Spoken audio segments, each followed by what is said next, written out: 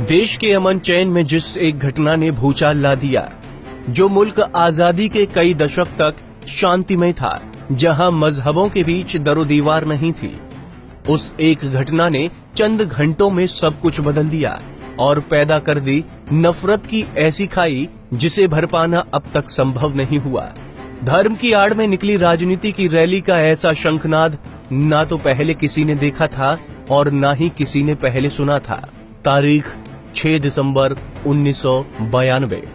1.5 लाख लोगों की हिंसक रैली ने अयोध्या की बाबरी मस्जिद को ढहा दिया, जिसके बाद से देश में तनातनी का माहौल बन गया। गैर मजहबी लोग एक दूसरे को हिकारत की नजरों से देखने लगे, लेकिन चिंगारी कहां से फूटी ये जानना भी जरूरी है। 1527 में पहले मुगल सम्राट बाबर ने बाबरी मस्जिद का निर्माण करवाया। ये मस्जिद उस जगह बनवाई गई जिसे हिंदू अपने आराध्य राम का जन्म स्थान मानते हैं। 1853 में पहली बार सांप्रदायिक उन्नाव फैला। 1859 में अंग्रेज शासन ने विवादित स्थल पर बाड़ लगा दी। परिसर के भीतर हिस्से में मुसलमानों और बाहरी हिस्से में हिंदुओं को प्रार्थना करने की अनुमति दे दी गई। 1949 में पहली बार भगवान राम की मूर्ति मस्जिद में मिली, जिसके बाद दोनों पक्षों ने अदालत में मुकदमा दायर कर दिया। फिर सरकार ने इस स्थल को विवादित घोषित कर दिया और ताला जड़ दिया। 1984 में कुछ हिंदुओं ने एक समिति का गठन किया, जिसकी अगुवाई लाल कृष्ण आडवाणी ने की। 1986 में जिला मजिस्ट्रेट ने हिंदुओं को पूजा करने की अनुमति दे दी। 1989 में विश्व हिंदू परिषद ने राम मंदिर निर्माण के लिए अभियान तेज कर दिया और विवादित स्थल के पास राम मंदिर की नींव रखी। 1990 में विश्व हिंदू परिषद के कार्यकर्ताओं ने बाबरी मस्जिद को कुछ नुकसान पहुंचाया।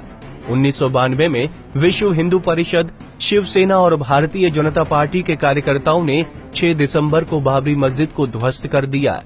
इसके बाद देश भर में हिंदू और मुसलमानों के बीच सांप्रदायिक दंगे भड़क उठे, जिसमें 2000 से ज्यादा लोग मारे गए। साल दर साल कार्रवाई का दौर जारी रहा और आखिरकार 2010 को इलाहाबाद हाई कोर्ट ने फैसला सुनाया, जहां रामलला विराजमान हैं और वो आसपास की जमीन राम मंदिर के लिए दी गई। 1/3 सुन्नी वक्फ बोर्ड को और 1/3 जमीन निर्मोही अखाड़ा को दे दी गई। फैसले आए और लगातार आते रहे, लेकिन फैसलों के बीच मजहबी दीवार हमेशा आड़े आती रही। कभी सियासी नेताओं ने इसे हवा दी तो कभी मजहबी नेता नफरत की आग में घी डालते रहे।